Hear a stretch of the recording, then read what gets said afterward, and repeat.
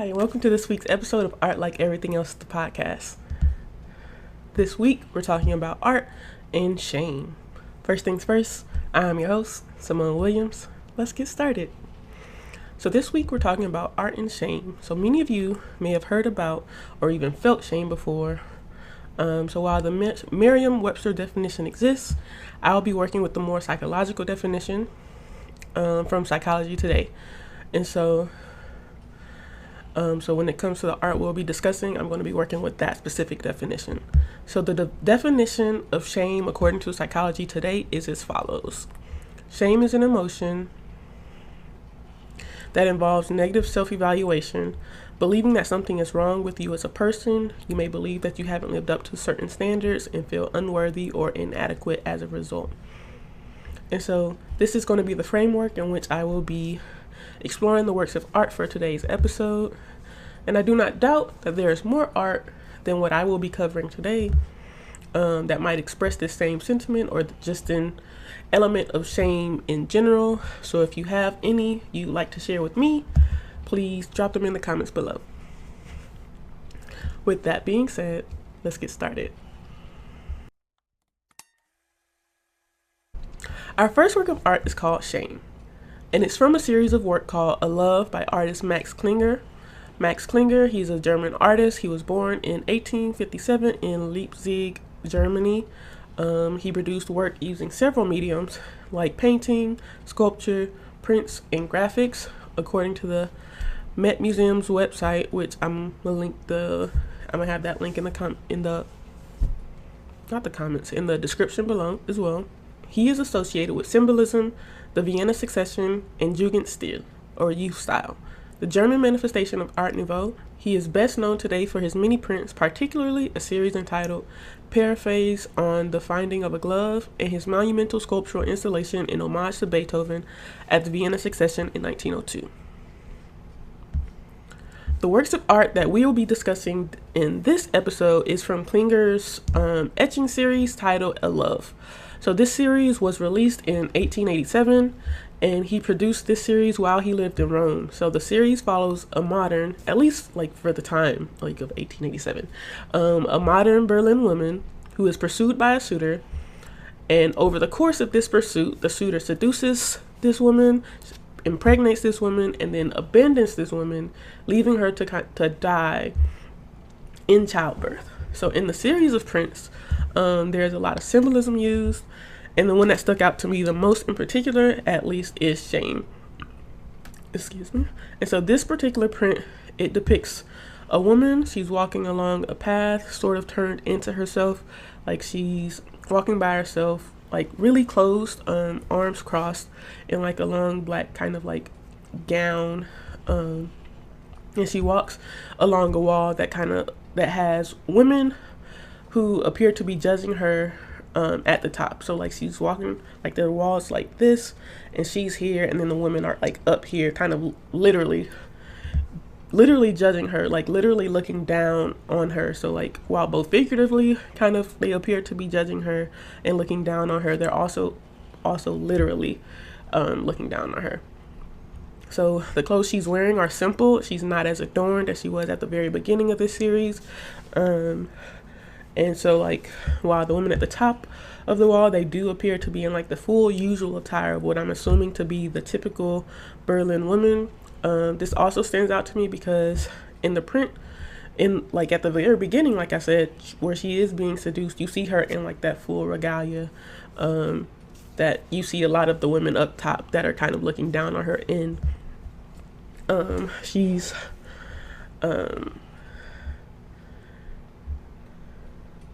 something else that stands out to me rather distinctly in this particular image is that on this walk, the woman is accompanied by a dark, shadowy figure. They appear to walk side by side with this woman, and it appears to be like it is said to be like a physical manifestation, or at least a representation of the shame this woman is feeling in the moment. Because at this point in the process, the woman is pregnant and she's unwed by a suitor. And as you could probably imagine, that was not the norm in the 1800s. I found this to be an interesting way to depict shame, which is not unlike our next work of art.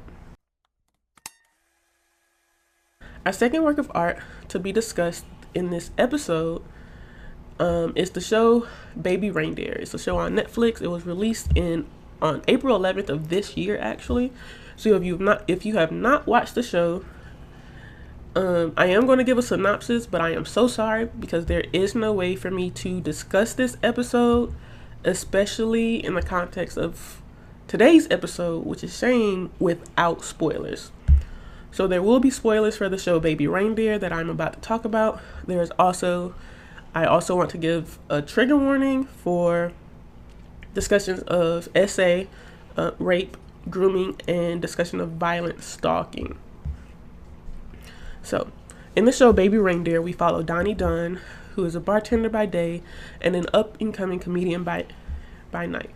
One day, he is nice to a customer who appears down on her luck, and this customer proceeds to stalk him severely over the course of 6 months.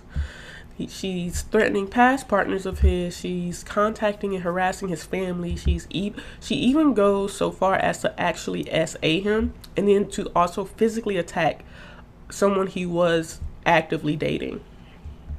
In the show, Donnie is struggling to report this person, the woman that's stalking him. Despite her constant harassment, he struggles with going to the police about it because in comparison to what he experienced previously, he felt ashamed about not actually doing something about what he feels to be a far greater crime. So he was previously groomed by and repeatedly SA'd and raped during like drug-induced blackouts by a TV writer who he looked to for assistance in getting into like the writing game or like the comedy writing business, because he's really into comedy. He's really into like wanting to write for TV and write like shows and stuff, and so he wrote some manuscripts and stuff that he wanted to be actually turned into shows. And like this writer was like, oh, you got come over to my place, I'll give you pointers type stuff. And then over the span of some time, like the writer was drugging him and assaulting him, and also eventually to the full-on rape. Donnie's shame about that entire ordeal kind of hung over him, and it made it hard for him to come forward even about an entirely different scenario, so i.e. the stalker situation, which happens years later. So this series is 7 episodes, with the longest episode being 45 minutes. I was able to finish it in a few hours.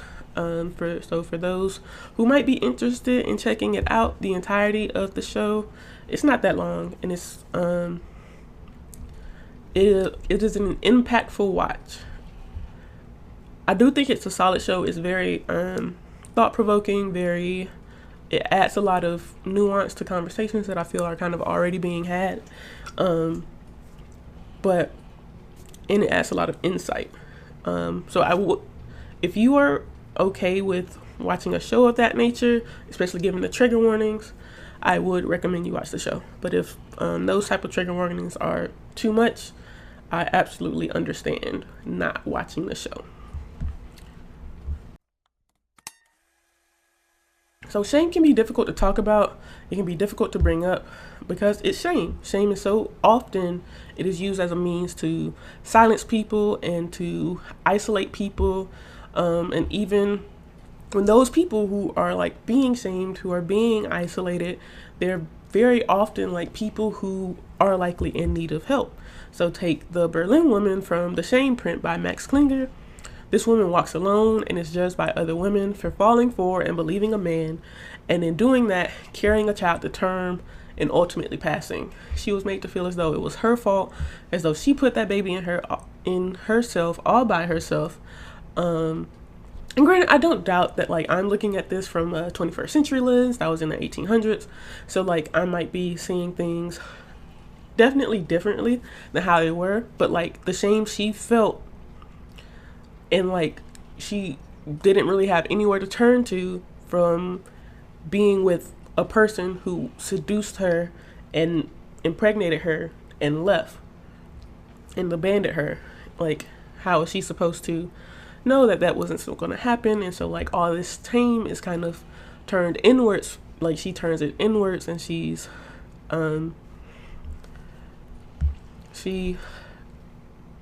just doesn't, like, she's isolated in the painting. She's walking by herself. She doesn't, it doesn't look like she feels like there's anyone she can kind of even turn to.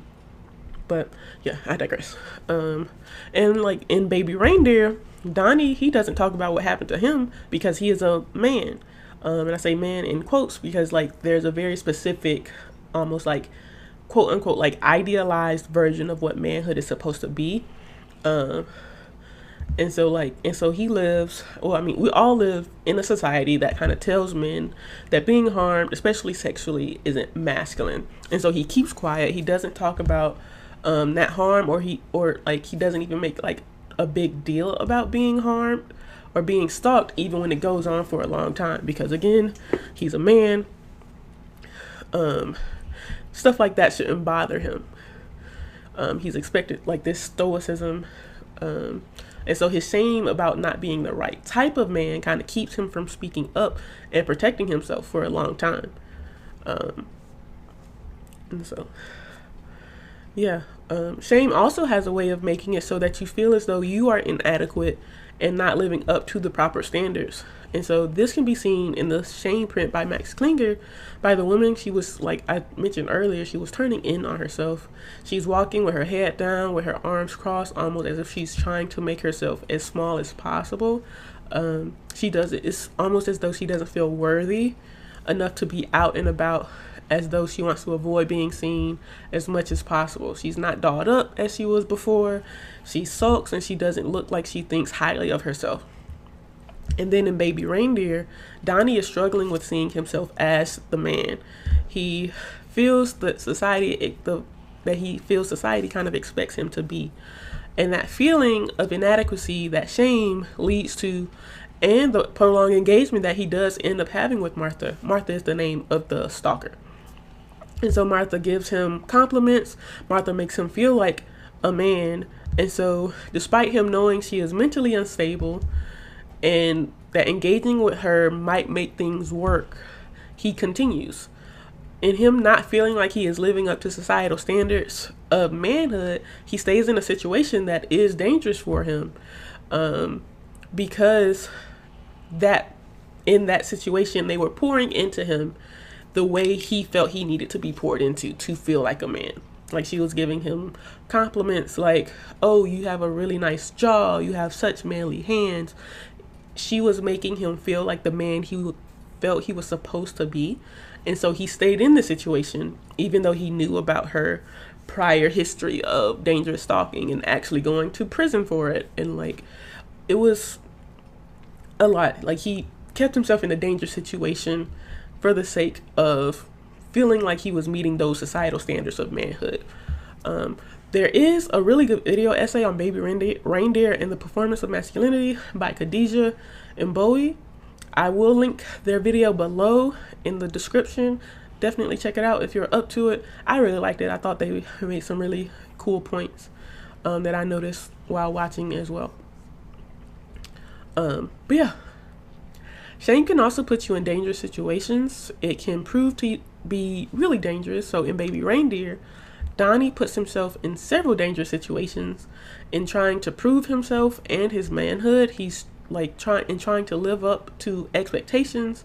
He tries to prove to himself that he doesn't have anything to be ashamed of, doesn't have anything to be ashamed about, and he finds himself in like some potentially dangerous like situations as a result of that. Just as with the Berlin Woman in the A Love series by Max Klinger, while yes, there isn't too much direct info to be gleaned based on the etchings, but considering the time and that she was pregnant, I wouldn't doubt that like the stress, especially like the stress and that shame that this woman was kind of enduring and having to deal with, played a rather large role in like her and her child passing away at childbirth at the end of the series. So for those who might not know, stress takes a very large toll on your body. Even now, even if you're not pregnant, it takes a very large toll on your body. Compounded stress can give you lots of health complications. And if you're pregnant, that stress can also affect the fetus. And so prolonged stress that the shame like this woman must have been feeling, this isolation this woman must have been feeling, is, I feel like it is very likely to have played a not so small role in what happened at that time. And I don't doubt that shame will continue to exist. It has been a tool for many and is often used as a means of forcing people to fit a very specific mold. Just know you are not alone in having felt shame before, as reflected by the character Donnie Dunn in Baby Reindeer.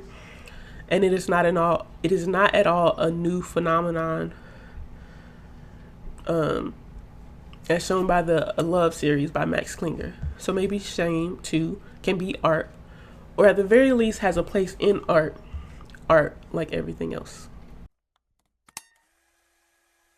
Last, and certainly not least, is this week's Awe Moment. So for those new to listening, the Awe Moment is art that made me think for whatever week it was that I filmed this episode.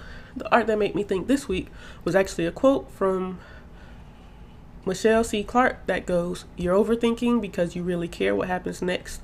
You don't want to fail and you don't want to let people down. But no amount of planning, worrying, or overanalyzing can give you control over what happens next. Breathe, loosen your grip, experience life as it comes." And I thought that was a really good quote, just because, one, like exactly what it's saying. No amount of planning, worrying, or overanalyzing can give you control over what happens next. Breathe, loosen your grip, experience life as it is. And I know in this episode we were talking a lot about shame, but something I thought might be really important to note is that sometimes, like I mentioned a couple of times, like there's this very specific mold that a lot of people are expecting you to fit, and when you don't feel that mold, they want you to feel shame. But very often, that shame isn't yours. And so it is important to know that just because you are not being a man the way they say manhood should look, just because you are not being a woman the way they say woman should look, just because you are not being a person the way they say people should be, does not mean the shame that they are forcing you to feel for not meeting these imaginary standards. It doesn't mean that you should feel that shame. That shame is not yours to hold. And if you're harming people, that is your shame. Bad. Don't do that. But if you're not harming anyone, just because you are not meeting very specific standards doesn't mean that's your shame to hold. Let them people hold that shame. You didn't go to college right after high school. You don't have to be ashamed about that. You didn't take the normal route of marriage, baby, like job type thing. You don't have to be ashamed about that. So often society puts these arbitrary rules in place so that you are expected to live and abide by these things to fit this mold, and it's too many people in the world for everybody to fit the same mold. Sorry. So you don't need to be ashamed about not fitting that mold. But yeah, that's all I have for you today. Thank you for listening. Thank you for being. Have a great rest of your day. Bye.